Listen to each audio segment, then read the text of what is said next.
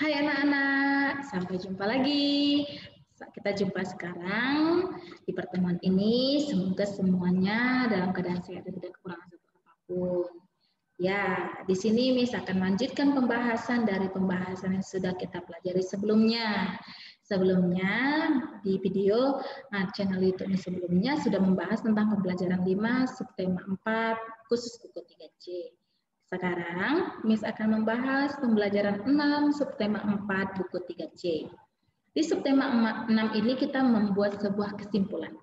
Kesimpulan dari segala perubahan wujud yang terjadi dalam peristiwa-peristiwa dan kejadian-kejadian yang sudah kita kerjakan dari pembelajaran 1 sampai pembelajaran 5. Di pembelajaran 1 kita sudah belajar mengenai daur air, di pembelajaran 2 kita sudah belajar mengenai proses pembuatan gula, di pembelajaran 3 kita sudah belajar mengenai proses pembuatan coklat cetak.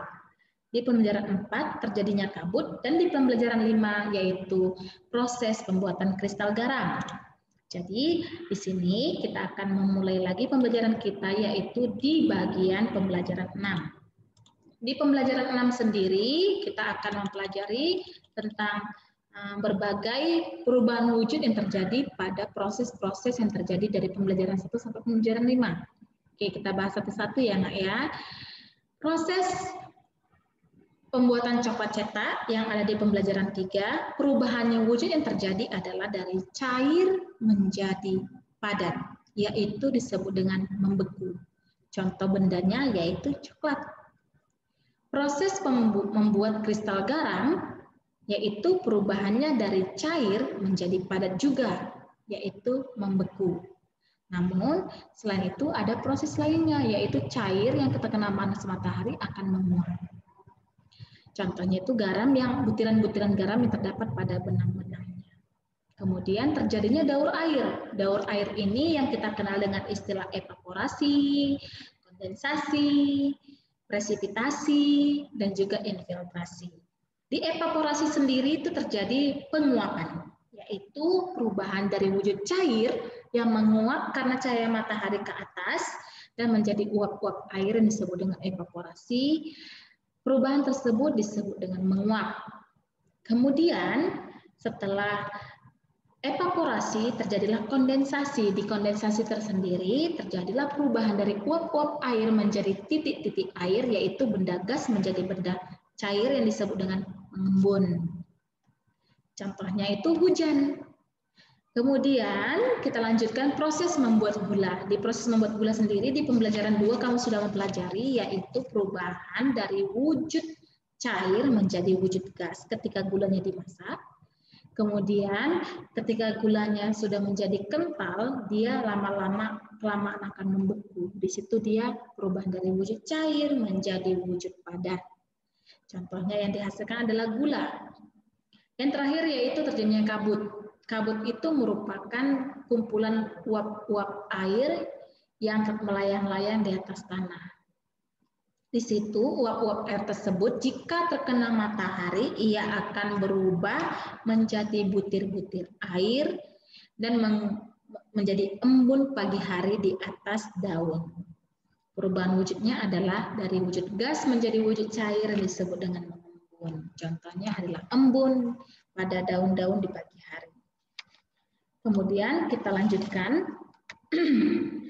Di dalam buku kamu di halaman 118 kamu akan lihat beberapa perubahan wujud. Nantinya dari 10 perubahan wujud tersebut kamu akan membuat video singkat.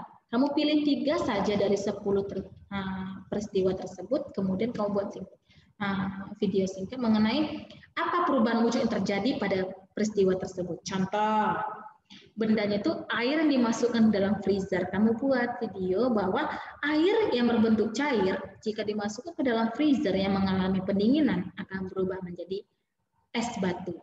Perubahannya yaitu dari cair menjadi padat yang disebut dengan membeku. Apa yang mempengaruhinya? Suhu dingin yang terdapat dalam freezer. Itu satu contoh ya. Satu contoh yang terdapat dalam halaman 118 dalam kotak tersebut. Kamu bisa buat contoh yang lainnya dari setiap peristiwa-peristiwa yang ada dalam itu. Kita lanjutkan ya. Di situ di sini ada kegiatan yang kamu lakukan setiap harinya di rumah. Contoh di sini setiap hari Minggu. Apa aja? Di sini Miss ambil satu contoh yang kita lakukan setiap harinya, yaitu belajar tematik sesi pertama. Kita mulai dari pukul 8 sampai pukul 9.30. Jadi berapa lama kita melaksanakan pembelajaran tematik? Lama kegiatannya adalah 1 jam 30 menit. Nanti kamu lanjutkan lagi ya. Setelah kamu lanjutkan, kita akan ambil nilai praktek. Kita lanjutkan. Nanti kalau kamu sudah temukan lagi jawaban-jawaban lainnya, kamu silakan isi yang terdapat dalam kotak-kotak tersebut. Setelah sesi kedua nanti di hari Jumat dan hari Rabu jam 10 kita akan mengadakan pengambilan nilai praktek tematik muatan pelajaran matematika. Oke, kita lanjutkan lagi ya. Di screen berikutnya yaitu kita akan belajar contoh-contoh sikap persatu. Di bukumu di halaman 119, silahkan menggarisbawahi yang Miss baca ya. Menjenguk tetangga yang sakit di paragraf 2 ada menjenguk tetangga yang sakit adalah salah satu contoh sikap persatu. Meskipun berbeda agama, suku bangsa, dan budaya, kita harus tetap bersatu. Jika ada tetangga yang mengalami kesulitan, kita harus saling membantu. Dengan demikian, kerukunan akan selalu terjaga. Jika kerukunan terjaga, lingkungan kita akan menjadi damai dan nyaman. Berikut contoh-contoh lain yang dapat kita lakukan untuk menunjukkan contoh sikap persatu, yaitu yang pertama dari gambar ini, membantu tetangga yang mengadakan syukuran. Yang kedua, mempersiapkan perayaan HUT kemerdekaan.